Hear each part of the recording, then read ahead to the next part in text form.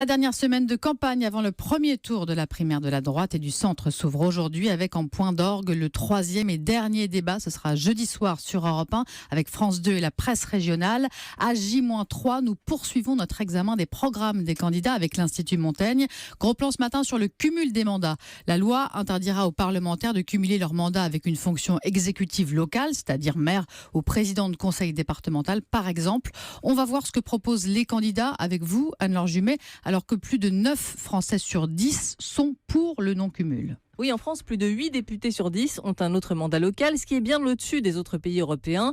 En Allemagne, par exemple, c'est seulement 2 sur 10, et au Royaume-Uni et en Italie, on est même en dessous des 1 sur 10. Pourtant, Nicolas Sarkozy souhaite abroger la loi sur le non-cumul et il propose de soumettre cette proposition à référendum.